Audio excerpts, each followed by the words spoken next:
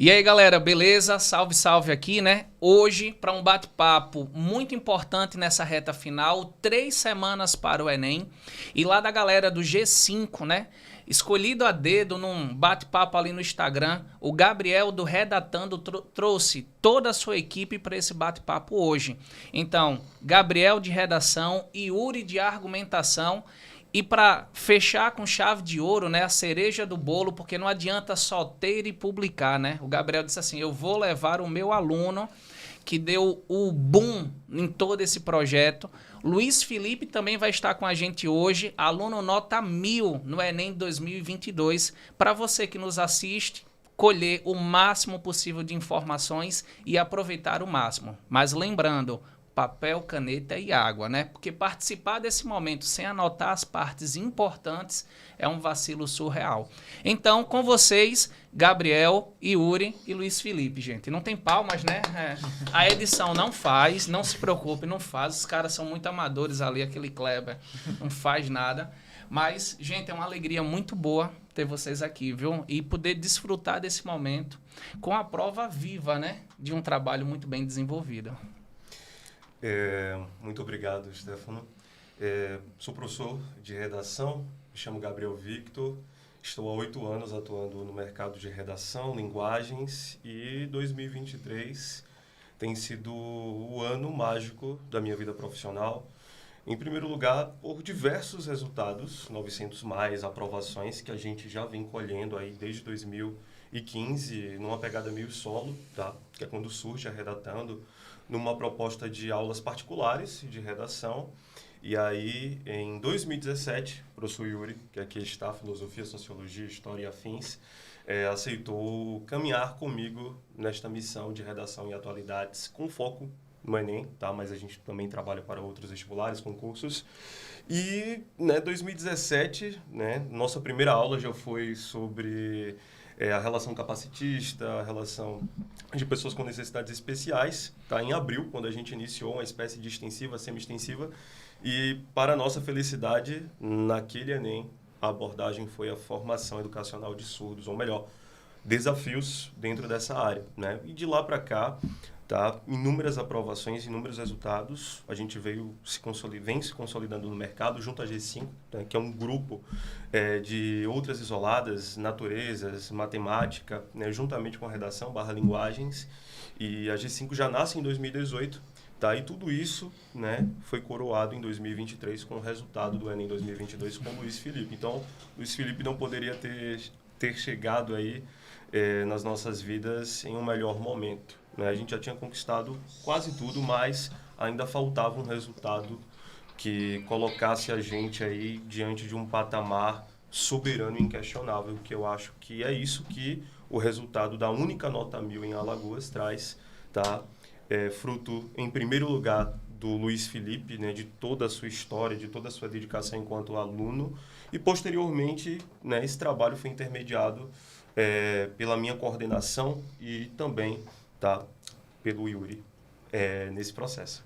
E aí, Yuri, como é que é participar do Redatando? Como é ser o professor de argumentação? E hoje está cara a cara, mais uma vez, né, com o aluno nota 1000, o único aluno de Alagoas, nota 1000 2022, viu, gente? Se não falha a minha memória, foram 11 notas 1000 no país. 8 ou foi 11, não lembro ao certo. Mas uma exclusiva no país, né? Alagoas, exclusiva aqui do meu lado, né? Em Alagoas, só o Luiz. Sobre esse número, né, eu vou dar uma pesquisada depois, né, vou pedir perdão aí.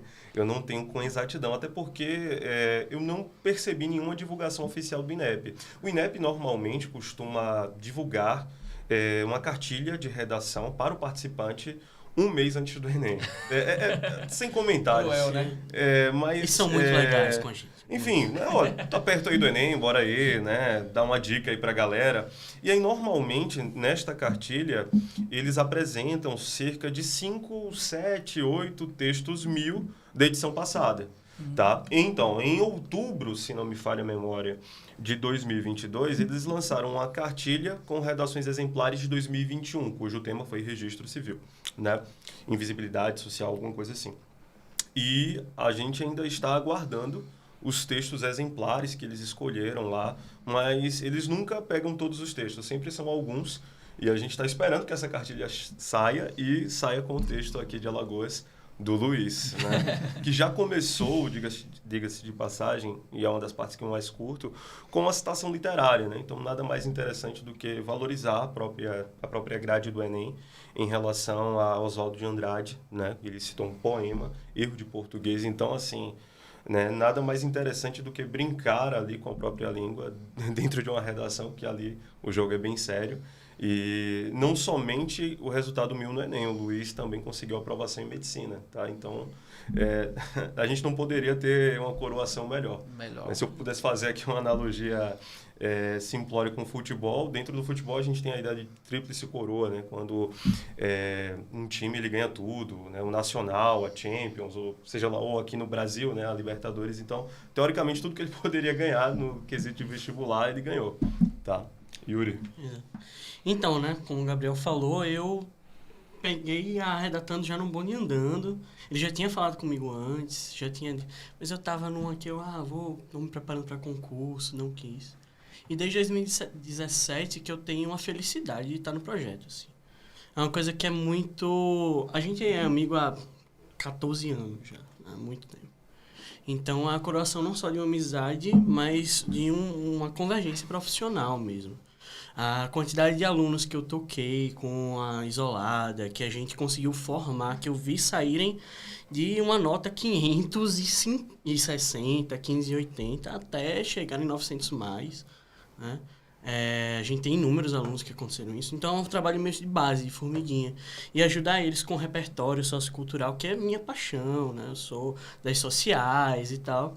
É só gratificante demais. E o Luiz... eu guardo uma certa mágoa dele, porque ele não colocou nenhum filósofo e nenhum sociólogo no texto, mas, 1000, né, irmão? Não tenho o que falar, mas eu fico meio triste.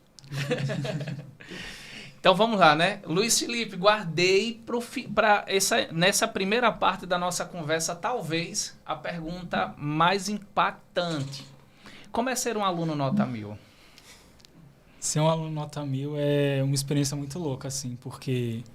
Quando a gente olha para o nosso processo, a gente não dá... A gente que está aqui dentro e, né, percorrendo todos os percalços, e, enfim, a gente foca muito nos nossos erros, né? Até porque se a gente alcançou nota 1000 é porque muita coisa foi aparada até isso acontecer. Então, quando alguém fala, tipo, você é um aluno nota 1000, eu penso, cara, o que eu fiz qualquer pessoa poderia ter feito, sabe? Não me considero, assim, mais especial, mais capaz que outras pessoas. Nota 1000... Fera, medicina, cara comum. Humilde. Humildaço. Eu acho que isso assim, é bom. Não, a gente tem que mandar essa mensagem, né, pros alunos que, cara, se tiveram pessoas que conseguiram, eles também conseguem, assim, porque não é algo de outro mundo, como diz a camisa. Né? A camisa, ela brinca um pouco, né? Por aqui 1000 não é coisa de outro mundo e tal. É mais uma ideia do merchan, né? Inclusive, essa blusa preta aqui, ela é uma blusa exclusiva da equipe. O Luiz ganhou também. Poxa, a camisa foi feita para ele. Ele veio com a azul é dos alunos, e existe uma briga interna dentro da Isolada, porque os alunos, né, exigem a camisa preta e negligenciaram a azul. E nesse ponto, Luiz, interferindo brevemente, o que eu acho mais interessante é que, assim, de todas as dicas que eu citei em sala, eu buscava sempre trazer essa naturalidade. Galera, inúmeras outras pessoas, não tantas, alcançaram 1000 em todo o país. Todo ano tem uma pessoa nota 1000 em algum estado. Né? A gente já teve ano aqui em Alagoas que, lamentavelmente, não. É sempre bom ter essa honra aqui para o estado. Tá? E a gente percebe uma relação básica. Parte das pessoas que tiram 1000... elas têm como espelho outras redações nota 1000 de outros anos. E eu sempre falei, Luiz, olha, né, estude essa estrutura, relação de conectores, né, revisão de norma culta, enfim, inúmeras questões técnicas que foram corriqueiramente, né, praticadas entre escrita e reescrita. E assim, chegou um momento que era natural ele alcançar, né, há 5, 6 meses antes da prova, uma nota máxima, depois de inúmeras revisões. E, olha, aqui a gente percebeu que não dá para tirar, não. Ou não, percebemos que agora dá para baixar a nota, enfim, sempre oscilando toda uma equipe junto a mim corrigindo os textos de Luiz. Você falou algo que eu acho muito importante no processo, que é escrita e reescrita. Eu acho que a redação, ela expõe muito quem eu sou, pelo alto grau de subjetividade, com todas as técnicas que existem. E assim, você se propor a fazer uma redação, me colocando no lugar do aluno, não é algo fácil. E logo em seguida você ser avaliado pelo texto e ter que reescrever. E aí vai a pergunta para vocês, né? Nessa reta final, 3 semanas para o Enem, você acha que eu preciso escrever e reescrever quantas redações por semana?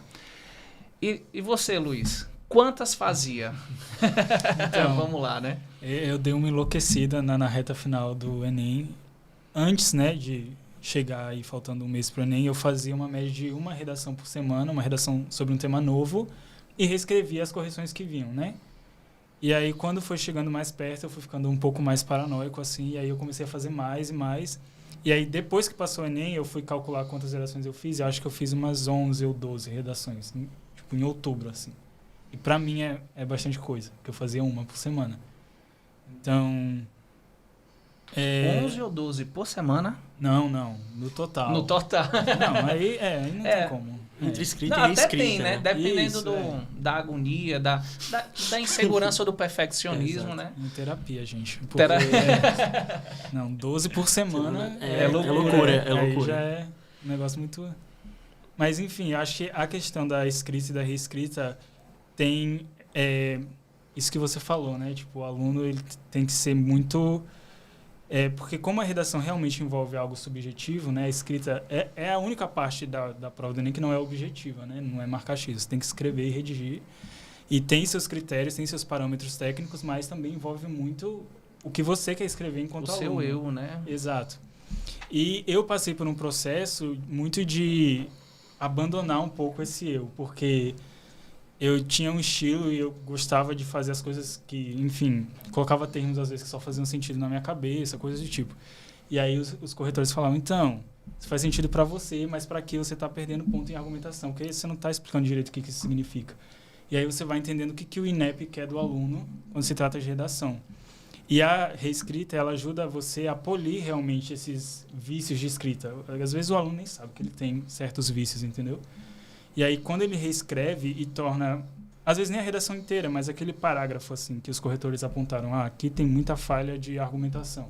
Você reescreve, você chega num modelo que é próprio, né, que veio de você não pegou de outra pessoa, mas que é o máximo que você consegue dar ali para deixar o texto mais claro possível, sem falhas em nenhuma competência, assim. Então, na reta final, eu continuei reescrevendo, tipo... Acho que uma semana antes eu estava reescrevendo o parágrafo, assim. Eu não deixei essa técnica de lado. Porque acho que é tão importante quanto escrever. Você precisa voltar e rever o que você fez e escrever sem esses erros, assim. Trabalhar em cima dos seus pontos de melhoria, né? E aí, gente, quantas redações mais ou menos? 3 semanas pro Enem, 2, 1... Agora, se não é só escrever, né? Escrever e reescrever após a correção, né? Isso. Quantas você conseguir fazer. Entendeu? Tipo, pode ser uma pessoa que tá muito empolgada, tipo o Luiz, vai fazer 11, vai fazer 12, vai fazer mais. Tá inspirada, pode ser menos. Mas é justamente esse o ponto. Você tem que saber onde é que você tá, enquanto aluno, né? Eu tô num momento em que eu tô tirando sempre mais de 900. Então, às vezes dá até para você, psicologicamente, dar uma... né? Vamos aqui fazer umas 2, 3 por semana no máximo. Né? Mas se você está realmente correndo atrás do tempo perdido, é importante que você faça mais esse processo de reescrita, sabe? É justamente o processo de reescrita, de lapidar você mesmo. E aí vai de acordo com a sua autoavaliação. E é meio que uma expertise, né? Porque assim, Exato. 20% da prova, redação 20% matemática. A prova de matemática tem um grau de dificuldade maior do que a de redação, pela questão da problematização, né? Apesar que o escrever eu acho muito difícil. Então, escrever 11 redações numa disciplina que pode alavancar a minha nota, eu acho que é muito mais expertise Sim. do que loucura, né? Cara, eu acho o seguinte, alguns alunos, nesta reta final, possuem uma síndrome de JK, né? Que é a relação, poxa, eu vou fazer aqui 50 redações em 5 dias. Cara. Né? Exagerei, ok, é uma hipérbole, mas dentro dessa ideia, eu sempre aconselho o seguinte, olha, provavelmente, espero estar errado, mas provavelmente, se você faz 10 redações por semana, elas vão conter os mesmos erros. Então, assim, é muito mais válido, na minha experiência enquanto profissional, o aluno escolher um dia, em especial, poxa, eu vou escrever terça-feira aquele tema ali sobre etarismo, né? Desafios para combater o etarismo no Brasil, tá? Será que é o tema do Enem? Será que estamos acertando aqui? Não sei. E aí, ele escreveu, mandou para correção, esperou o feedback. Eu acho que, assim, o exemplo melhor ok, tive o feedback, errei em norma culta, errei em competência 4, coesão e também argumentação. Eu vou reescrever esses pontos e vou dar essa devolutiva, essa reescrita. Ok, não consegui progredir, né? Só consegui avançar de 900 para 940, ok, vou tentar uma segunda reescrita. Eu acho que o segredo dos 1000 pontos é a insistência, tá? É o quanto o aluno está disposto a trabalhar na reescrita dos seus erros, tá? E este aperfeiçoamento que vai levar ele à ideia da perfeição. E assim, mesmo assim, muitos alunos fizeram, né? Eu acho que em todo o estado, o que o Luiz também fez. Mas a redação também é uma questão de momento, né? Talvez naquele momento, no dia da prova, no dia de redação, ele teve uma iluminação mais tranquila de revisar o seu rascunho. Enquanto alguns alunos, não, vou poupar tempo, vou abdicar, assim, eu considero isso, né, extremamente perigoso, né? O rascunho ali é a alma do texto. É a última oportunidade que o aluno vai ter realmente para aparar todas as lacunas e, ok, texto oficial é tudo ou nada. Aqui eu estou depositando toda a trajetória que eu percorri durante um ano. Então, Gabriel, eu tenho que dar o meu melhor. Deixa eu já pegar esse gancho, né? O rascunho é a alma do texto. Então, eu comecei a prova. Eu digo assim, ó, vai para idioma. Porque você começa, eu acho que você tem como comprovar, bem ansioso, numa expectativa surreal, meio que fora de si. Então, você vai para uma disciplina que a TRI é baixa, linguagens, uma prova interpretativa, você se acalma, né? Aí você vai dar uma olhada na redação. Você constrói o seu rascunho. Você aconselha que ele vá para a prova de humanas e depois volte para passar a limpo, ou ele continua 100% ali? Assim, a gente está lidando aqui com variantes, né? E eu costumo falar o seguinte, galera, segredos básicos. A gente precisa entender, em primeiro lugar, a historiografia da prova. Acho que o Luiz não suportava mais aguentar isso, pelo amor de Deus. E eu sempre batia na tecla, porque assim, como é que eu posso responder melhor a sua pergunta? Tudo começa com a prova. Tocou, massa, tá liberado.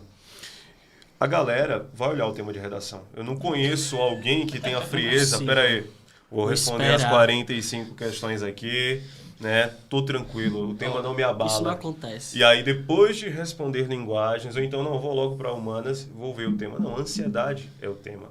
Não há como negar. A gente tem alguns discursos, gente, o tema não importa, o que importa é a relação de eixos, e de fato, a gente trabalha com a convicção que, independente do tema, o aluno que estuda com a gente vai estar preparado para tudo, com base na historiografia da prova. Exemplo, povos tradicionais. É uma releitura, na verdade, do tema de 2007. Ah, Gabriel, como é que você sabe? Simples, fui lá, abri inep.provas e tinha lá a prova de 2007, né? Desafios de conviver com as diferenças. Total semelhança, tá? O Enem já trabalhou a relação da formação educacional de surdos. Em outros momentos já trabalhou o viés de educação, a importância da leitura, né? Então, assim, tá mais do que claro que a prova versa sobre a conjuntura dos direitos humanos. Então, algum direito social vai estar. Educação, cultura, lazer, meio ambiente. Então, o segredo já começa por aí. A partir do momento que você é um assíduo leitor de redações exemplares, você já domina uma estrutura. Então, você não vai inventar uma estrutura, você vai mimetizar uma estrutura que já deu certo. Ali, né, capilarizada, observada, fiscalizada pelos corretores, por professores como nós, com experiência, e por aí vai, né? Então, nesse momento, eu respondo a ti diante desse prisma.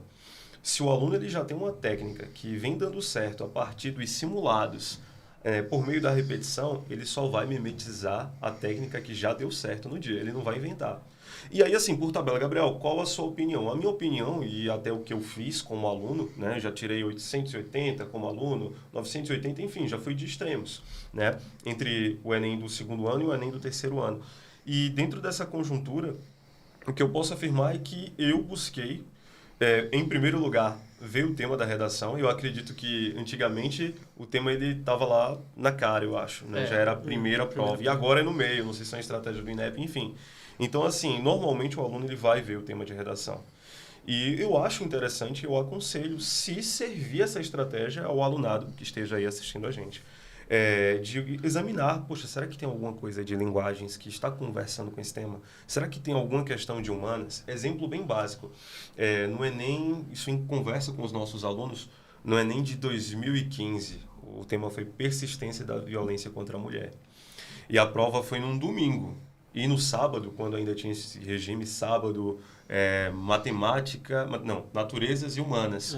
E no domingo, linguagens, redação e matemática. Então, assim, alguns alunos fizeram a prova de humanas e tinha lá uma questão de Simone de Beauvoir, salvo engano, não se nasce mulher, torna-se mulher. E o Yuri tinha conversado sobre isso em sala. O Yuri tinha até feito uma espécie de resenha, né? Alguma tipologia, algum texto, um artigo, perdão. Por pouco, nunca ia vir o nome artigo na minha mente. E o Yuri fez, né, sobre as dificuldades, sobre a jornada dupla, tripla da mulher e todo o sistema patriarcal e o machismo. E culminou que naquele ano o tema foi a persistência da violência contra a mulher. E tinha uma questão muito pertinente ao tema na prova de humanas, né? E no domingo, no dia seguinte, um tema que daria com muita tranquilidade para fazer essa citação. E muitas pessoas que tiraram 1000 naquela ocasião lembraram da prova de humanas. Hoje não, você já tem a prova de humanas ao seu favor e a prova de linguagens, de modo que você desenvolva uma análise que não seja um plágio. E a gente precisa tomar cuidado com isso. Se o aluno ele consegue aproveitar parte do caderno de linguagens e humanas, mais no quesito de se inspirar com uma proposta de intervenção, com uma tese, com um argumento, ok. Mas, em nenhuma hipótese, diante da conjuntura do INEP, pegar aquele trecho e tornar seu. Aí a gente jamais vai aconselhar. Né? Tem um elemento aí que... Eu vou dar um relato pessoal. Eu fiz o Enem no ano passado, porque eu queria entrar em outra graduação, acabei desistindo e tal. Mas fiz o Enem. Aí eu pensei, sou professor de redação há 7 anos. Eu não vou precisar ficar banhado com a redação. Eu olhei o tema primeiro. Massa. É um tema que eu domino, já dei aula 400 milhões de vezes por isso. Sobre isso. Então, tranquilo, vou fazer primeiro as provas. Depois eu faço o rascunho, né, no meio da prova, tipo, o esqueleto e termino fazendo a redação no final. Chegou o final da prova de humanas, eu não sabia o meu nome. Entende? Foi tanto texto, tanta coisa lendo, interpretando, fazendo. Não dá para você fazer 90 questões e, tipo, só depois você tentar corrigir o que tá ruim no rascunho. Né? Então, beleza, você pode dar uma olhada na prova de humanas para ver se tem alguma coisa que tem a ver com, por exemplo, no caso do ano passado, indígenas, quilombolas e tal, e usar isso como repertório talvez, mas você fazer a prova para depois corrigir seu rascunho, você vai deixar um erro passar. Você vai deixar pelo cansaço da prova, né? Exato. Eu errei coisas muito bestas de C1, porque eu simplesmente... Eu sou professor. Não, eu sou péssimo, sempre fui péssimo em gramática, desculpa aí, mas é verdade, meu lance é o C2, C3, C5. Não, e uma prova que foi feita para você não conseguir concluir, né? Porque, exato, tecnicamente falando, você tem 30 minutos para folha rascunho e folha oficial, algo surreal, né? Exato. Então, assim, muito complicado fazer primeiro as 2 provas, depois corrigir o rascunho. Acho que é melhor terminar a prova de redação, fazer sua redação bonitinha, corrigir tudo. Agora, beleza, eu vou pra prova de humanas. Ou então mesclar uma coisa com outra depois. Mas tentar dar um timing só pra redação. Acho que você tem mais cabeça para analisar seus erros num rascunho e corrigir eles na folha oficial. Até pelo grau de importância que a redação tem no texto, entendeu? Né? Tem no texto, não tem na prova naquele dia. Eu errei 2 questões de humanas. De geografia física, que eu também não sou bom. Mas o meu TR foi para... Minha nota foi para 740 e alguma coisa. Não é muita coisa, pô. 740 para 1.000 pontos, porra. Claro que eu quero os 1.000 pontos, né? Eu concordo bastante com o professor Yuri nesse quesito, porque falando bem objetivamente, assim, falando português correto, cara, se tudo der errado, você consegue chutar questões objetivas. Você não consegue chutar uma redação. Você precisa escrever ela, entendeu? Então, assim... Importantíssimo esse ponto. Assim, então... o que eu fazia? Eu priorizava a redação. Eu ia, e a primeira coisa que eu fazia era o rascunho, e não só o rascunho, eu já passava limpo. Justamente pelo que o professor Yuri falou, assim, você chega no final da prova, seus neurônios foram consumidos, você não consegue ler direito. Você está lendo a mesma frase 3 vezes, porque você não está conseguindo interpretar ela, entendeu? Se você chegar com esse cansaço na redação, você não vai conseguir ler direito os textos de apoio, e eles são muito úteis, eles não estão lá de enfeite, eles são úteis na sua redação, você precisa ler eles. E você também não vai conseguir, como o professor falou, reler o seu rascunho e ver o que está errado, entendeu? E aí vai passar muito mais erro. Então, eu acho que como é uma parte que precisa ser escrita de fato, você precisa priorizar ela, né? Então, obviamente, como o professor Gabriel falou, se no seu simulado você tem um resultado bom aplicando outra técnica, pode seguir com ela, não mude de última hora, mas... Se você está buscando uma técnica, eu sugiro começar pela redação, depois ir para as outras, justamente porque, como você falou, o TRI é baixo, né? Então, se o TRI é baixo, sobrar tempo, você chuta, gente, não tem nada demais, né? E você está falando algo que, parando para pensar agora, o que é que a gente ensina? Acho que todo professor diz isso na prova de linguagens. Vai para as questões curtas, elas são as mais fáceis. Ano passado, não. As questões de texto foram as mais fáceis e as curtas as mais difíceis. Então, até a dica que a gente dava no modelo de 2021 em linguagens não funcionou. Então, se você fosse focar em fazer a leitura das provas, só a de linguagens ia destruir você, né? Ia destruir sua autoestima, cara. Aquela prova de linguagens, eu lembro que eu saí dela me sentindo muito burro, assim, porque eu fiquei, velho, que prova, tipo, chegou uma hora que eu não tinha mais certeza de, tipo assim, cara, eu fiz 10 questões aqui, mas eu não tenho certeza de nenhuma delas. Eu acho que é a letra D aqui, mas pode ser a B também. Eu não, sabe, enquanto que no simulado tinham questões que você fazia e você sabia que aquela era certa, entendeu? Em linguagens, não, eu achei que esse ano passado, linguagens foi bem... Foi cabulosinho. E você acerta 36 questões, 29, 42, 20 pontos a diferença. Você até rir não ajuda para uma prova que só ia destruir os seus neurônios, né? Luiz, aproveitando o momento, a gente já definiu aqui a importância dos textos de apoio. Queria falar um pouquinho depois, se o tempo permitir. Não, fica à vontade, Gabriel. E da estratégia, né? Que, assim, é algo muito complicado. Eu fico numa saia justa quando me fazem essa pergunta. Poxa, Gabriel, e aí? Qual a sua recomendação? Porque é muito daquilo que o aluno treinou e ele vai mimetizar. Mas, Luiz, você é um guerreiro, você é um sobrevivente. Alcançou 1.000 pontos, o único aluno nota 1.000 em Alagoas no momento atual, tá? E passou em medicina na UFAL. Mas como é que você sobreviveu, em especial no primeiro dia? Porque, ok, você falou da sua estratégia em redação, mas assim, como foi esse compilado? Tempo de redação? Como foi que você, caramba, vou usar... literatura na introdução, o texto motivador ajudou de alguma forma? Poxa, vou usar biologia no desenvolvimento 2, assim, em todo esse tempo... Foi uma coisa em todo esse tempo, assim. Como professor, assim, poxa, 8 anos, ok, tá? Nunca vi nenhuma redação. Posso estar aqui cometendo um equívoco. Dele não, de qualquer aluno é corrigida Por 3 corretores. Dois. Ou seja, foram 2 vezes 1.000, né? 2 vezes 1.000, né, para a nossa felicidade. E, enfim, na correção, o Luiz ele ficava muito triste. E, assim, o Luiz ele já vem consolidando o psicológico dele, porque ele corrigia comigo, exemplo, numa sexta, lá no Isolado, no cursinho, e depois, a mesma correção que eu dei em 1.000, passava por mais 3 corretoras. E às vezes eu estava cansado na sexta e às vezes até me empolgava. Poxa, eu gostei tanto desse texto. E as corretoras, Gabriel, não é 1.000 não. Bora revisar. Aí o Luiz, poxa, caramba. Aí esse processo foi exaustivo, né? E aí, assim, né, responder 90 questões no dia da prova do Enem, depois de já ter sofrido toda essa relação psicológica, eu acho que, teoricamente, foi mais fácil o Enem. Né? Literalmente, treino difícil, jogo fácil, né? Exato. Não, foi tudo difícil, né? Não, assim, as práticas, né, as correções e as reescritas, elas ajudam você e elas solidificam um negócio que você precisa ter se você quer passar, assim, digamos. Que você tem que ter humildade intelectual e você tem que entender que os ataques à sua redação não é um ataque a você pessoalmente, entendeu? A sua inteligência, digamos assim. Então, assim, sempre que voltava de uma correção que alguém deu 1.000, aí depois recorrigiram, não é.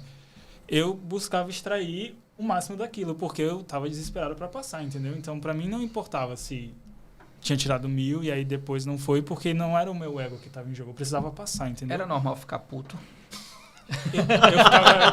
Eu ficava internamente, eu não brigava. Querendo matar lá os corretores. Eu não brigava, eu falava, não, beleza, é isso aí, vou pra cá. Mas eu ficava triste, meu Deus do céu, acabei com o psicológico. Mais um... Vida de cão é vida de cão, né? Me dei aqui, eu vou pra casa pra escrever.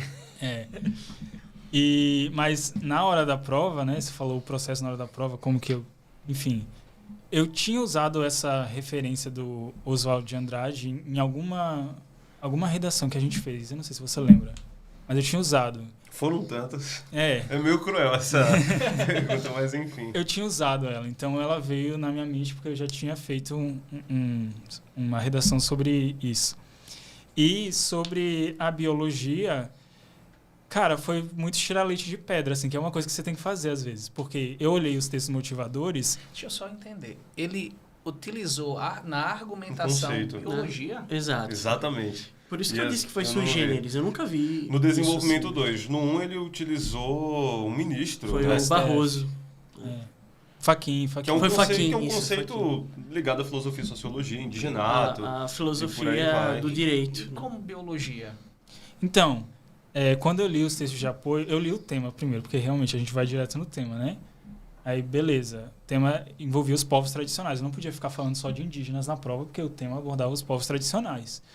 E eu pensei, cara, que outro povo tradicional que eu vou falar? Eu fui ver e acho que o primeiro texto ele listava, dizia que tinha 26 e alguns desses são aí tal. E aí eu lembro que tinha lá pescadores, pessoas ribeirinhos, ciganos. E aí eu pensei nessa questão dos pescadores e tal, porque uma das coisas que a gente estuda em biologia é esse conceito da contaminação dos peixes pelo mercúrio e tal. Isso vai passando dentro da cadeia alimentar e chega nos humanos e chega muito aumentado, né? Porque não vai diminuindo, vai aumentando. E aí eu pensei nisso, cara, que impacto, né, na vida dessas pessoas pelo comércio desenfreado ilegal, né? O garimpo, no caso. E aí eu pensei, que repertório eu posso usar para isso? Eu não lembrei de nenhum filósofo que falava de contaminação de meio ambiente. Eu fiquei, eu posso forçar Tem uma galera que gosta de forçar, né? Tipo, pega um filósofo assim, o homem é o lobo do próprio homem. Então, os homens que fazem garimpo estão matando os próprios homens que comem o peixe. Aí eu pensei, não vai dar certo, porque eu não gosto de fazer isso. Eu falei, cara, eu vou usar a biologia como área de conhecimento. Tipo, né? A biologia é uma área de conhecimento. Botei um B maiúsculo, falei, eles vão aceitar, vai dar tudo certo. E deu. E sobre o negócio do ministro foi jornal. Eu assisto muito jornal, então eu vi assim na TV, jornal, falei, cara, é um meio legitimado, ele é um ministro, né, Supremo, então eu posso usar isso. Ele é doutrinador do direito também. Não tem pessoa com, sei lá, cargo maior para me dizer, você pode usar isso, entendeu? Então, foi o que eu fiz, assim. Competência 2. E de fato, eu só percebi que eu não tinha usado um filósofo e um sociólogo depois da prova. Na hora eu nem percebi, na hora eu tava tentando buscar o que coubesse ali, entendeu? Ô Luiz, e essa expertise? Porque assim, você imaginou, né? Vou pegar a questão do comércio, da questão do garimpo, a questão dos impactos ambientais e vou colocar no texto. Foi meio que um saque assim, poxa, eu vou fazer isso, ou você ficou meio preocupado, disse, cara, eu não sei o que colocar aqui, eu preciso espremer meu cérebro de tudo que foi jeito. Como foi esse momento para poder... Porque ele saiu da tangente, né? Ele fez o que geralmente o que foi treinado com os professores, não ficar naquele esquema pronto, né? Ter sempre um plano B, C, D. Mas como foi esse momento? Ficou meio apreensivo ou... Fiquei. Porque eu tinha feito, acho que 2 redações no ano sobre a questão indígena. Uma delas até era sobre a demarcação das terras indígenas. Em um dos simulados da Foi. gente, faltando aí... Semanas, pouquíssimo, né? 2 semanas. Foi. E a gente focou na questão indígena, que assim, a gente foca desde quando a gente criou a Isolada. Uhum. E assim, era uma pauta. O Enem já tinha trabalhado a questão racial, já tinha trabalhado várias minorias, e aí eu achei muito, né, interessante ele compilar, né, diversas minorias ali formatadas na relação dos povos tradicionais e dar esse leque, né? Olha, você pode versar aqui sobre o indígena, sobre os pescadores, sobre os quilombolas, ribeirinhos e por aí vai. Tá? E o texto motivador, né, ajudava bastante. Ele dava esse viés. Olha, você pode falar sobre economia, você pode falar sobre trabalho, meio ambiente, cultura, educação. Ele citou a educação no desenvolvimento 1 dele, falando exatamente sobre a lacuna educacional que forja o preconceito em relação às comunidades originárias, os povos indígenas. E assim, tá lá para frente nas perguntas que eu iria fazer a vocês, mas numa modalidade de governo que não ajudava tanto, né? Porque, assim, até 2018, a gente tinha um padrão muito bem estabelecido de redação, né? Foca nas minorias. 19, 20, 21, né? Tem temas gerais. Sorteados. 22, eu disse, vai vir geral. É uma das perguntas agora, porque o governo mudou, né? Então, já vão preparando aí... Porque a gente teve muita lei aprovada, muita discussão na parte de autismo também, né? Essa questão das tecnologias, mas daqui a pouco vou apertar vocês dois. Mas continua aí. Então, você ficou meio apreensivo? Fiquei. Porque eu sabia que eu tinha resolvido um dos desenvolvimentos, que era a questão indígena, que eu já tinha feito uma redação sobre, que eu tinha repertório para falar sobre. E aí o outro, eu fiquei, cara, eu preciso abordar uma outra comunidade, entendeu? Porque eu não sei, eu não queria fazer um texto sobre uma coisa só, porque eu fiquei com muito receio, assim, quando eu li o tema e eu vi que era um tema abrangente, fiquei com receio de não conseguir passar a dimensão que é povos tradicionais, que é algo muito plural. São vários, entendeu? Alguns nem estão catalogados, o próprio texto dizia isso. Eu estava almoçando, né, porque a gente faz as coberturas, aí saiu o tema, todo mundo... Eu falei de índio, não, eu falei de quilombola, não, eu falei disso, eu falei daquilo outro. É muito normal isso, né? Os profetas da redação em todo o país. Eu disse, cara, eu teria muita dificuldade de produzir esse texto, porque, assim, falar de índio é meio que... De um só é meio que uma fuga, né? Tipo assim, vou me apegar, né? Isso que eu fiquei receoso, de fugir ao tema por falar de um só, entendeu? E aí... E é muito difícil. Você pensa, cara, como é que eu vou fazer uma intervenção que sirva para todos os povos tradicionais? Né? São muito diferentes. E aí eu pensei, então, ao invés de falar de um só, eu vou tentar falar de 2, cada um em um desenvolvimento, né? E aí, inclusive, quando você está lendo a introdução do texto, eu falo algo muito específico. Eu falo, tipo assim, não sei o que, dos indígenas, assim como os pescadores, algo do tipo. E aí as pessoas ficam, tipo... Mas por que esses especificamente? Mas é porque eu vou citar ele lá no desenvolvimento 2, entendeu? Eu preciso deixar claro que o texto vai ser sobre os 2, e aí eu preciso puxar isso na introdução. E eu escolhi falar sobre ele justamente por causa do lance da biologia, entendeu? Se eu não tivesse esse repertório, eu não sei se eu teria escolhido esse grupo para falar sobre. Então... Foi um tema bem desafiador e dando uma dica aqui vital. Se hoje, ou melhor, se amanhã fosse 5 de novembro, Gabriel, olha para ali. Agora é exclusivo. Se amanhã fosse 5 de novembro, o meu conselho básico é delimite a sua tese, tá? Ou crie suas teses, normalmente 2, tá? E o Luiz, ele conseguiu ter essa pegada, né, na introdução ele colocou a ineficácia educacional em relação à população indígena. E no desenvolvimento 1 ele conseguiu desenvolver. Então, expor sua tese na introdução de forma clara e ter a convicção de como você vai argumentar é um segredo. A fórmula da redação é expor o problema na introdução, argumentar de forma clara no desenvolvimento, e se você expôs um problema, você é convidado, ou melhor, você é obrigado a solucionar. Então, problematização, argumentação, solução. Eu vou pedir para ele repetir, viu?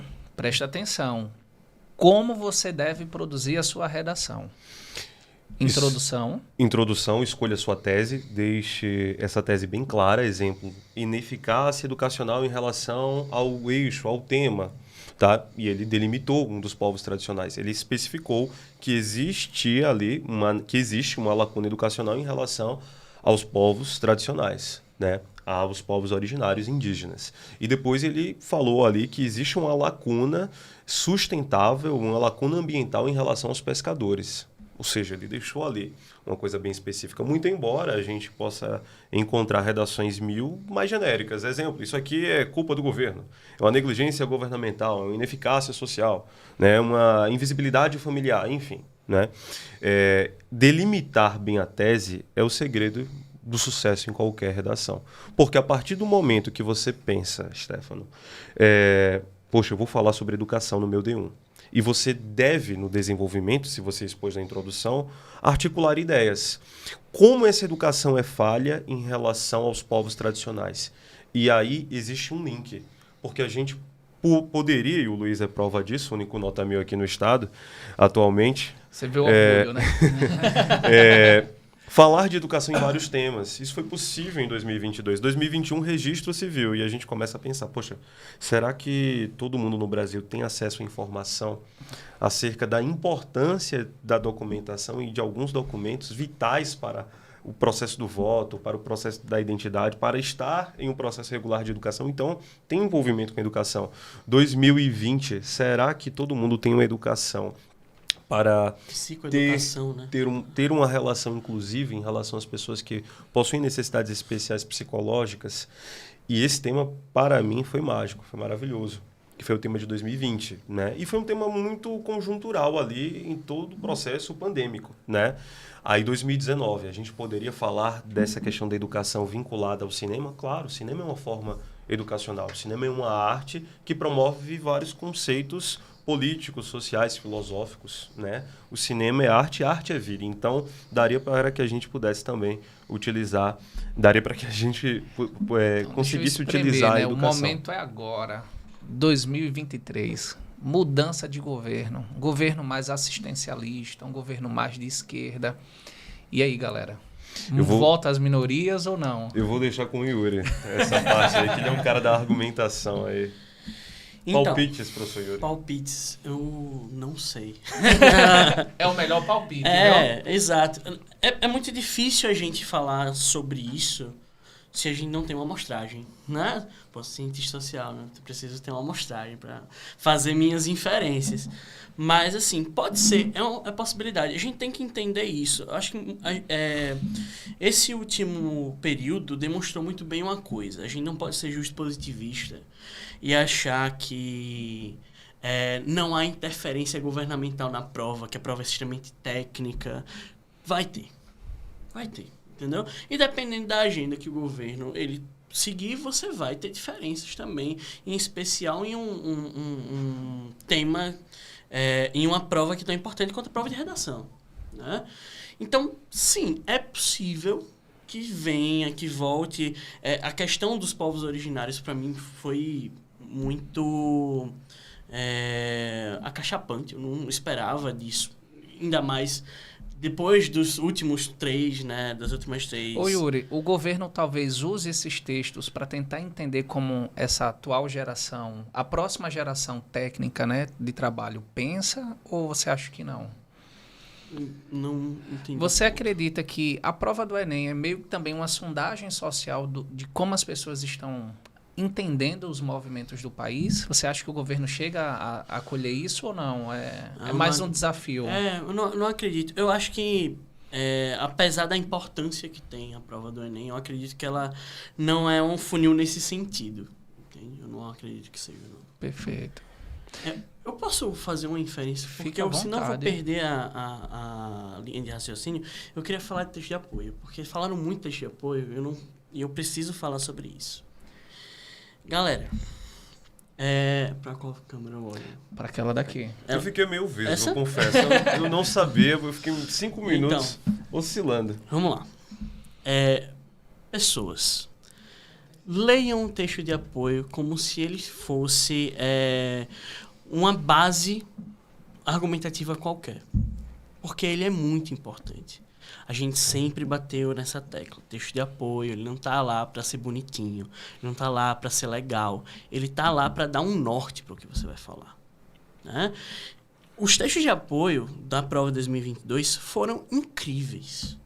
Eu fiz uma aula de 2h30, pegando cada um daqueles textos, e só das estatísticas eu consegui fazer inferências históricas, sociológicas, que, claro, se você não for uma ameba, você não vai saber de nada. Mas se você, como eu sei que você vestibulando, estuda demais e tem um arcabouço teórico incrível, eu sei que você vai conseguir fazer relações, fazer links. Talvez até consiga citar biologia.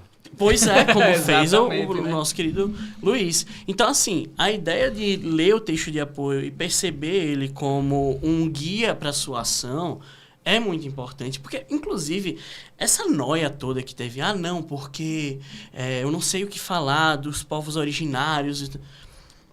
Sabe uma estratégia perfeita que estava lá no texto de apoio e que as pessoas talvez não perceberam isso? No texto dizia claramente o que é que unificava todos esses povos no conceito de povos tradicionais. E aí você consegue fazer... a gente está falando de uma cultura comum, a gente está falando de um respeito pelo meio ambiente, a gente está falando... Então você tem aqui, claramente, lugares onde você pode navegar. Entendeu? Você não precisava tirar da cabeça... Eu não sei o que falar sobre os catadores de coco babaçu. Não precisava disso. Se você tivesse esse insight de ler o texto motivador nesse sentido, você veria, eu posso falar de maneira genérica aqui e vai ficar tudo certo. Entendeu? Então, texto de apoio é seu amigo, ame ele, faça... não faça amor com suco, mas faça amor com texto de apoio. Gente, olha, voou, viu? Eu confesso a você que a gente tem uma proposta aqui de que o podcast dure o tempo de uma aula, né, para tentar aí trabalhar com a questão da atenção, mesmo sabendo que eles vão aí velocidade 1. Eu só assisto velocidade 1.75 hoje. Essa atual geração tá matando. A gente tá chegando no momento final, e aí eu queria começar pelo Luiz. 3 semanas pro Enem. Quais conselhos um aluno fera-med, único nota 1000 no estado de Alagoas, pode deixar para essa galera? Olha a responsabilidade, viu? Que responsabilidade. Então, vocês que estão aí há 3 semanas do Enem, eu sei que eu dizer para vocês ficarem calmos não vai adiantar de nada, vocês não vão ficar. Eu sei que 2 horas antes de vocês estarem indo para a prova, vocês vão estar ali com os papeizinhos, revisando. Eu estava lá também, eu fiz isso. Mas, cara, é saber que o processo de vocês ele não é em vão, assim. Se você está durante todo o ano estudando, fazendo simulado, fazendo redação, corrigindo, reescrevendo, isso vai ser mostrado ali durante a prova, entendeu? Então, assim, continue fazendo o que vai te deixar mais calmo. Se desacelerar te deixa mais calmo, desacelere. Se acelerar te deixa mais calmo, que nem fazia comigo, acelere, né? Então, assim, confie no seu processo. Não mude ele agora, não fique ouvindo dicas tipo, cara, eu não fiz isso, e agora? Será que eu começo a fazer agora? Não. Você tem um plano, vá com esse plano até o final, entendeu? É isso que vai te fazer. O negócio é a consistência, a persistência. Não é planos mirabolantes ou alguém que sabe um segredo infalível. Não tem isso. Você tem que ir até o final com a estratégia que você traçou. Então, no final das contas, é sentar a bunda na cadeira e no banquete das consequências você ter a consciência de que você deu o seu máximo. Sim. Não é isso? E aí, Yuri, o que dizer para essa galera? Então, não inventa moda. Isso é uma coisa importante. Dentro das minhas aulas, eu trago uma série de autores, de filmes, de livros, que às vezes são muito específicos de um tema. Não tenho a pretensão que nenhum dos meus alunos eles decorem claramente essas listas com 1.500 autores diferentes. Isso não é papel de vocês, é o meu papel expor. Então, vai nas bases mais universais, vai citar o que você gosta de ler, vai citar o que você gosta de ouvir, o que você gosta de assistir. Para quem quer um refinamento a mais, para quem quer sair da mediocridade, é sempre bom estar buscando novos autores e tal, mas nesse momento não é hora de inventar moda. É hora de você fazer o básico, o feijão com arroz bem feito, para todo mundo ficar muito feliz e satisfeito, que você tem que agradar os seus corretores. É isso. E aí, Gabriel, reta final, 3 semanas. Olha a responsabilidade, viu? Capricha. Eu poderia resumir o podcast, os 1000 pontos aqui, né, de Luiz, o único nota 1000 de Alagoas, da seguinte forma: fidelidade. Fidelidade não é nem soneto que eu vou citar aqui, tá? Aproveitando esse momento literário. Mas fidelidade a tudo aquilo que foi um aprendizado, tudo aquilo que foi treinado, né? Eu acredito que o alunado, o discente que está ouvindo, está assistindo a gente agora, ele precisa, sobretudo, confiar no processo. Então, certamente, eu tenho aqui alunos e alunas que possuem um trabalho sério, de um professor, de uma professora de redação, produção textual, língua portuguesa e linguagens.